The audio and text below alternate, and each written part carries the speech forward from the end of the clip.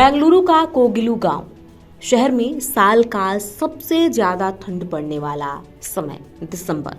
ऐसी ठंडी कि बच्चे और बूढ़े तो दूर, यंग लोगों को घर से निकलने में डर लग रहा हो। लेकिन मौसम की इसी मार के बीच 400 परिवारों से उनका घर पलक झपकते छीन लिया गया। एक ऐसा बुलडोजर एक्शन जिसके पहले ना नोटिस दी गई ना बताया गया, बस बिना सोचे समझे तोड़ दिए गए वो घर जो बसेरा थे, ठंड से बचने का एकमात्र सहारा था, 400 परिवारों का छत था, किसी की पूरी जिंदगी की कमाई थी। Bengaluru solid waste management limited BSWML द्वारा चलाए गए इस अभियान में 4 JCP और 150 से ज्यादा पुलिसकर्मी शामिल थे।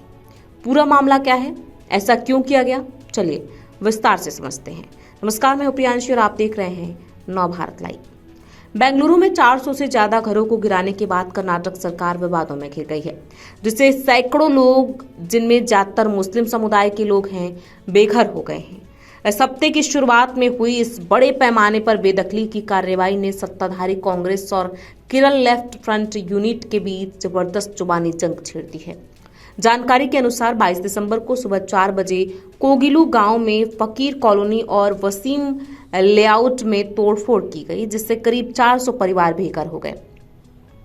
यह कार्रवाई ऐसे वक्त में की गई जब शहर में साल की सबसे ज्यादा ठंड पड़ रही है। Bengaluru solid waste management limited द्वारा चलाए गए इस अभियान में 4 JCP और 150 से ज्यादा पुलिसकर्मी शामिल थे। कार्रवाई के खिलाफ विरोध प्रदर्शन में उतरे लोग। मामले में कर्नाटक सरकार ने कहा है कि ये घर उर्दू गवर्नमेंट स्कूल के पास एक झील के किनारे सरकारी जमीन पर अवैध रूप से बनाए गए थे। हालांकि निवासियों ने दावा किया है कि उन्हें पहले से कोई नोटिस नहीं मिला था। पुलिस ने उन्हें जबरदस्ती बेदखल कर दिया। इससे सैकड़ों लोगों को कड़ाके की ठंड में सड़कों पर और अस्थायी शेल्टरों के नीचे रातें बितानी पड़ रही हैं। स्थानीय मीडिया रिपोर्ट्स में कुछ निवासियों के हवाले से बताया गया है कि वे 25 सालों से इस इलाके में रह रहे हैं और उनके पास वैलिड आधार कार्ड व वोटर ID है। निकाले गए ज्यादातर लोग प्रवासी हैं और मजदूर के तौर पर काम करते हैं। बता दें, ये मुद्दा अब कांग्रेस सरकार के लिए एक बड़ा विवाद बन गया है। सेक्शन के खिलाफ लोग विरोध में उतर आए हैं और प्रदर्शन कर रहे हैं। एक गुट ने राजस्व मंत्री कृष्णा बायरेगौड़ा के घर के पास भी विरोध प्रदर्शन किया। साथ ही कार्रवाई के विरोध में दलित संघर्ष समिति जैसे कई संगठनों ने भी विरोध प्रदर्शन में हिस्सा लिया है। कार्रवाई की केरल के मुख्यमंत्री ने की निंदा। इस कार्रवाई को लेकर केरल के मुख्यमंत्री पिनराई विजयन ने कांग्रेस की निंदा की है। उन्होंने इसे कांग्रेस की अल्पसंख्यक विरोधी राजनीति बताया है।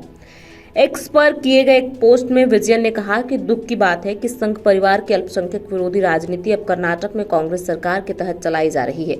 जब कोई सरकार डर और जबरदस्ती से शासन करती है तो संवैधानिक मूल्य और मानवीय गरिमा सबसे पहले शिकार होते हैं।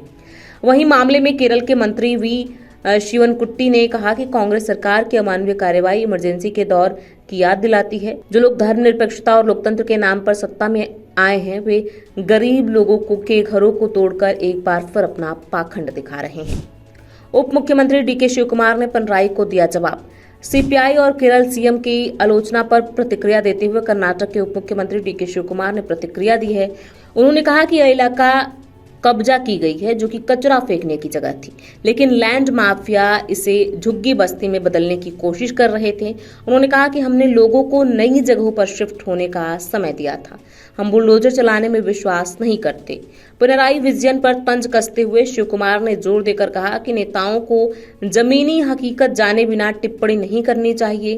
कांग्रेस के सीनियर नेता ने यह भी कहा कि पिनराई विजयन जैसे सीनियर नेताओं को बेंगलुरु की समस्याओं के बारे में पता होना चाहिए। हम अपने शहर को अच्छी तरह जानते हैं और हम ऐसी झुग्गियों को बढ़ावा नहीं देना चाहते हैं जो लैंड माफिया की एक्टिविटीज को बढ़ावा देती है। हमारी इस पूरी खबर पर आपकी क्या राय है, हमें कमेंट बॉक्स में लिख के जरूर बताएं। बहुत बहुत शुक्रिया।